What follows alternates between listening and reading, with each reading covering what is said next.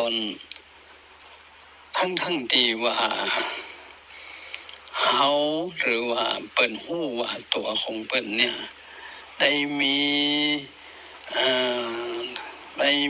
อะไรได้มีต้องมีไส้นะมีสัตว์ได้สัตว์หนึ่งโดยเฉพาะความเป็นมนุษย์เนี่ยได้ปฏิสนธิอยู่ในต้องในครรภ์เป็นก็ดีอกดีใจแล้วอันนี้อกดีใจว่าจะได้ลูกได้เต้าทั้งก็บ่ฮู้เหมือนกันว่าไอ้คนที่มันมาปฏิสนธิอยู่ในต้องในครรภ์ของเปิ้นนั้นจะมีรูปร่างหน้าตาเป็นแม่หญิงเป็นพ่อชายก็ว่าจะเป็นคนพิกลพิการอย่างใดตรงนั้นเปิ้นก็บ่ฮู้ละเพียงแต่ฮู้ว่าท่านจะมีครรภ์ละมีกัปปะมีต้องมีไส้จะได้ลูกได้บุตรตาธิดาเปิ้นก็ดีอกดีใจดีอกดีใจก็ประคับประคองทั้งการเป็นอยู่การกินการงานภาระธุระหน้าที่ตั้งนักตั้งเบาการงานที่เปิ้นเคยทำมาเป็นปกติก็ต้องหยุดต้องยั้งเพราะอะไรก็เพราะเกรงว่ากลัวว่าผู้คนที่ใดอุบัติอยู่ไหนต้องในไส้หรือมาปฏิสนธิตรงนั้นจะได้รับความกระทบกระเทือนกระแทกเดี๋ยวเกิดเป็นอันตรายขึ้นมาเนี่ยก็โดยน้ำจิตน้ำใจโดยความเป็นผู้มีพรหมวิหารธรรมนั่นเองเนาะคือเป็นผู้มีความเมตตาเนาะกรุณามุทิตาอุเบกขาเป็นเบื้องต้นก็ถือว่าเป็นเรื่องที่เฮาท่านทั้งหลายนะทั้งเปิ้นทั้งตัวและจะต้องระลึกนึกถึงมีจิตสำนึกในอันที่เปิ้นได้กระทำต่อเฮาตั้งแต่ต้นตั้งแต่เก้าในเมื่อเฮาได้มาอยู่หรือว่ามีชีวิตอยู่ถึงปัจจุบันนี้ก็ถือว่าเป็นโชคเป็นลาภอันมหาศาลแหละถ้าหากว่าเปิ้นบ่มีพรหมวิหารธรรมต่อเฮาเป็นเบื้องต้นนี่เขาก็คงจะไม่ได้พุทธได้เกิดนะไม่ได้พุทธได้เกิดหรือว่าเกิดมาแล้วเปิ้นปราศจากในอันที่จะดูแลเอ็นดูสงสารในตัวแห่งเฮาว่าประคับประคองว่าเลี้ยงดูว่าพักให้เฮาเนี่ยได้มีชีวิตเป็นอยู่ก็คงจะไม่ได้มาอยู่ในปัจจุบันนี้ด้วยเหตุดังกล่าวนี้พ่อแม่ถือว่าเป็นบุคคลที่ควรแก่การที่เขาจะแสดงออกซึ่งความเคารพความนับถือเป็นบุคคลที่เขาควรจะทดแทนบุญคุณของเปิ้นถ้าเป็นชายไทยหรือบุรุษหรือผู้ชายเนี่ยเมื่อถึงเวลาคากาละใดนี่ก็จะต้องเสียสละบวชทดแทนชายไทยมีอายุ20 ปีเต็มบริบูรณ์เนี่ยก็จะออกบวชเป็นการทดแทนบุญคุณของพ่อของแม่ผู้บังเกิดเก่าผู้บังเกิดเก่าผู้เป็นแม่ย่าแม่หญิงเป็นสตรีก็ทดแทนได้ทดแทนไปด้วยน้ำธรรมคำสอนขององค์สมเด็จพระสัมมาสัมพุทธเจ้าเป็นผู้ว่าง่ายสอนง่ายบ่เป็นทุวะโจก็คือเป็นคนว่าอยากสอนอยากเป็นผู้ที่ตรงกันคำคือสุวะโจเป็นคนว่าง่ายสอนง่ายบอกคือยังอีแม่บอกคือยังอันนี้ควรหลีกอันนี้ควรเว้นอันนี้บอกควรจะกระทำ อันนั้นควรจะกระทำเขาก็มาไตร่ตรองด้วยโยนิโสมนสิการก็คือพินิจพิจารณาไตร่ตรองโดยเหตุโดยผลว่าวิบากหรือว่าผลมันเกิดขึ้นจากการกระทำเจือพ่อเจือแม่ตรงนั้นเนี่ยมันสร้างความมีประโยชน์ให้กับตัวเขาเองหรือว่ามันสร้างความวัดีสร้างความย่อยยับให้กับตัวกับตนก็ลองไต่ตองใจสติใจปัญญา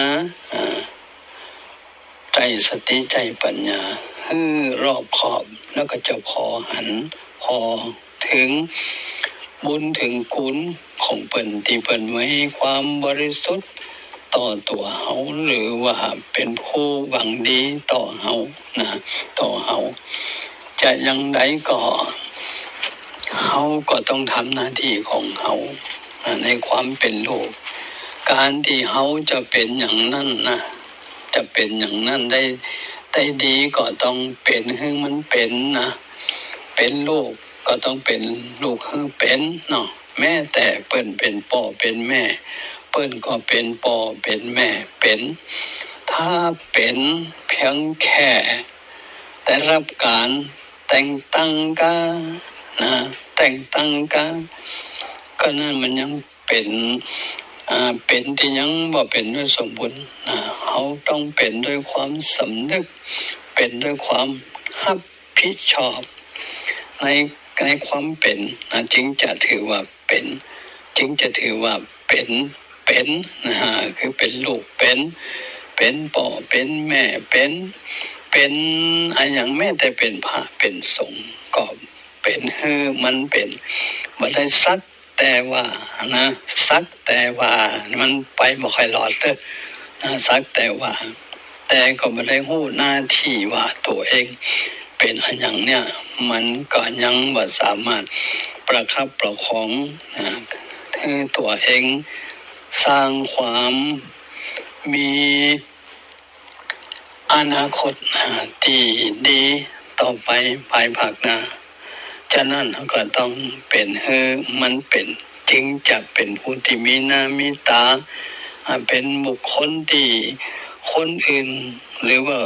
ไผก็ตามได้หู้ได้หันในปฏิปทาในการกระทำของเขาอันเป็นรูปลักษณ์ไปในชนิดที่ว่าสร้างความดีให้กับตนเองพอตั้งหน้ามีความหวังอีกนะพอตั้งหลังก็ให้เกิดความสุขเนี่ยอันนี้เป็นสิ่งที่เขาจะกระทำแหละตอบแทนบุญคุณของเปิ้นก็เป็นบุญคุณของเปิ้นดังคำที่ว่าถ้าพ่อแม่ดีนะมันก็เป็นศักดิ์เป็นศรีเนาะเป็นความเจริญในวงตระกูลอย่างเพียงดังที่เป็นคำกลอนนะฟังอยู่ว่าพ่อแม่ดีก็เป็นศรีมงคลส่งจำเริญวงวาสนา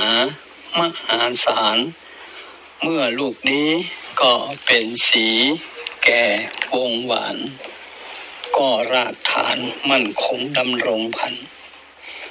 ก็ต้องกันข้ามเหมือนกัน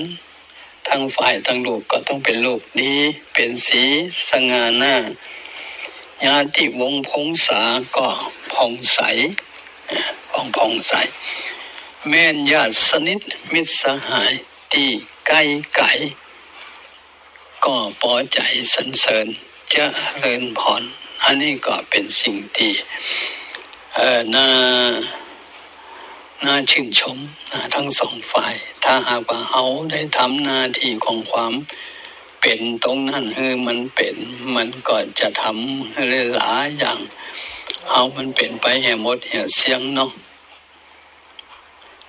พ่อแม่ถือว่าเป็นพรหมเป็นเรียกว่าเป็นพระพรหมเป็นพระเทพเป็นพระอรหันต์ตามที่เขาได้ยินได้ฟังได้ศึกษายันหูมาเปิ้นเป็น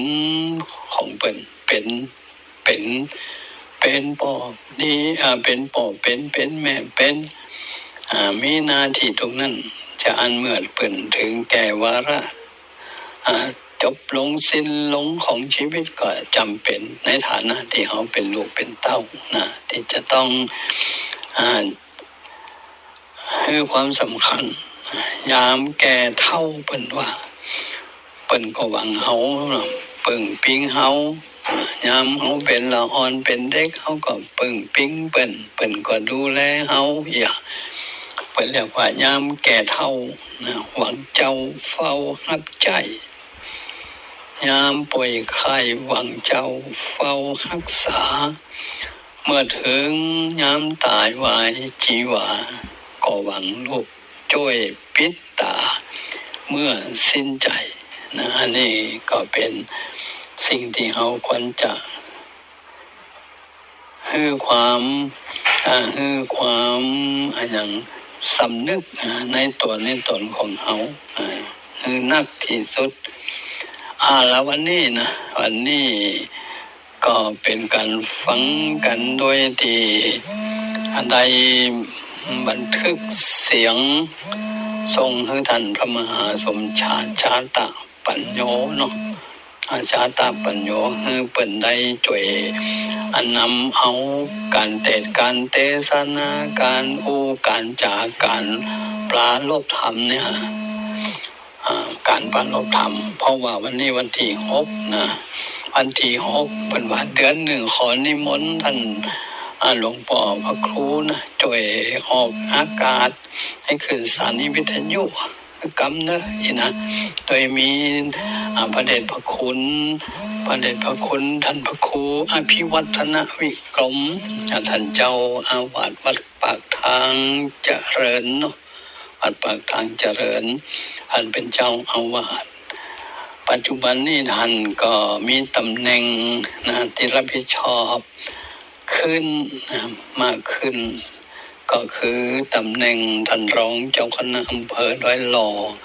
จังหวัดเชียงใหม่นะท่านเป็นผู้มีความเข้มแข็งมีความรับผิดชอบสูงถ้าแบบมีท่านก็คิดว่ารายการวิทยุขึ้นสีขาวเนี่ยเขาคงจะไม่ได้รับฟังในรายการแต่ละรายการที่ออกอากาศอยู่เป็นประจำเป็นที่น่าชื่นชมยินดีกับคลื่นวิทยุขึ้นสีขาวในขณะนี้ก็ได้รับความสนใจได้รับความสนใจจากท่านผู้ฟังเกือบจะทุกจัตุรทิศแหละนะเพราะว่าแต่ละรายการนี่มีคนที่สนใจฟังธรรมะได้ใจ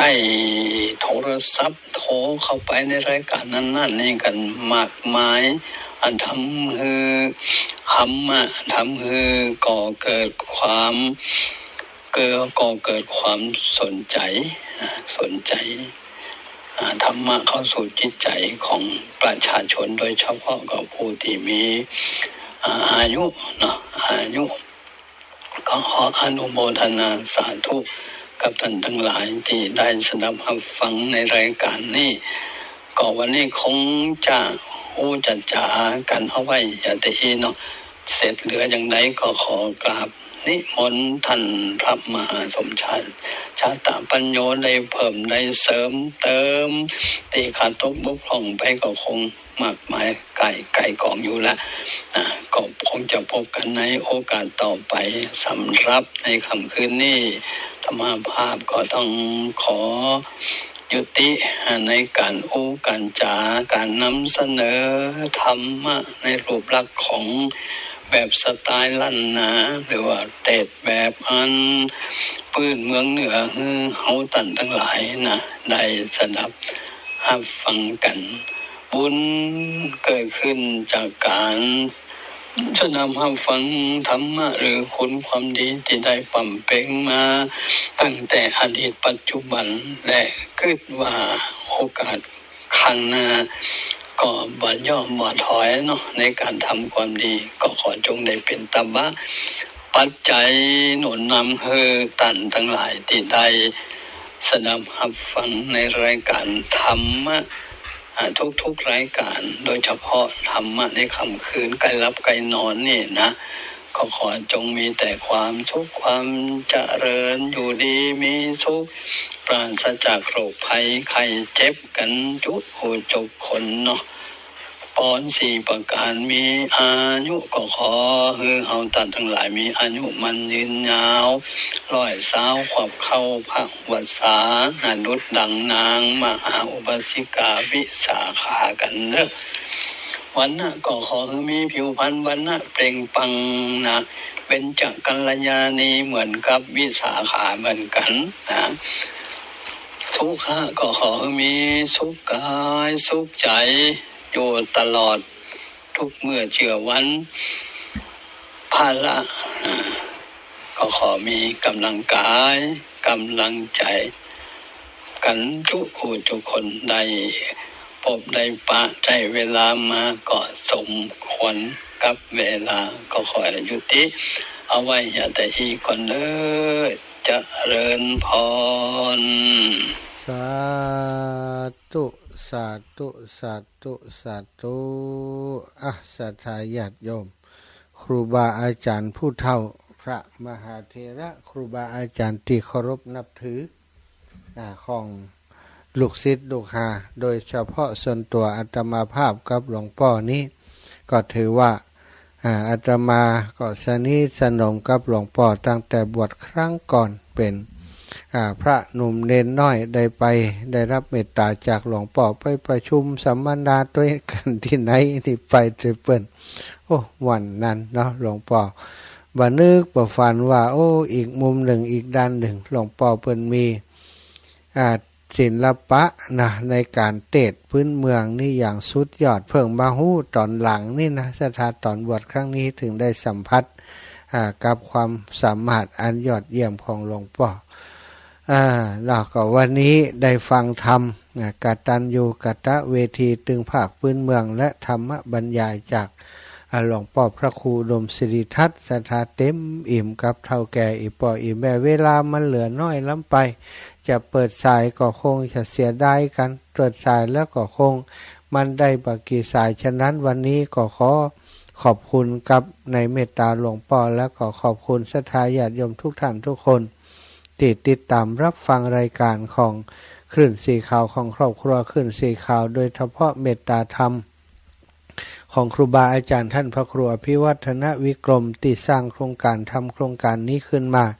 เพื่อจะสรรหาครูบาอาจารย์ปั่นโอกาสให้ครูบาอาจารย์และศรัทธาได้สดับรับฟังธรรมะที่ละเอียดอ่อนจากครูบาอาจารย์หลายพื้นที่วันพรุ่งนี้จะปะกับครูบาอาจารย์จากต่างเมืองพานเนอะศรัทธาท่านอาจารย์พระครูปริยัติภัทรกิจวัดสันตกรอำเภอพานจังหวัดเชียงรายวันที่7เนาะเจริญปอนแม่ก็ลูกเอาเตี้ยอันหลวงปู่เนี่ยหลวงปู่ดอยเนี่ยเจ้าเอาหอมแม่กำเด้อแม่ปียังนะปีแม่เสงกระเติงหังพี่น้องปีจ้างเด้อฮะปีมะเส็ง200จ้ะมะเส็งแม่อะไรอีน้องจ้างกะจ้าอีน้องจ้างจ้าแม่โอนไปเท่าไหร่เจ้าแม่เจ้าแม่ล่าอ่อนนะขวางเป่าแม่ล่าอ่อนอุ่นใจสัตว์พูดนะแม่เน้อรับเน้อรับดีฝันดีรับแล้วนี่อุตส่าห์ท่าโทรศัพท์มาจองเอาละนะสถาเวลาหมดเวลาวันนี้อาตมาขออนุญาตนำรายการจากลาไปด้วยเวลาเพียงเท่านี้วันพรุ่งนี้เจอกันนะตอนค่ำตอนแรงก็ท่านพระครูปริยัติภัทรกิจวัดสันตกรอำเภอพานจังหวัดเชียงรายพี่น้องเชียงรายรอฟังเด้อ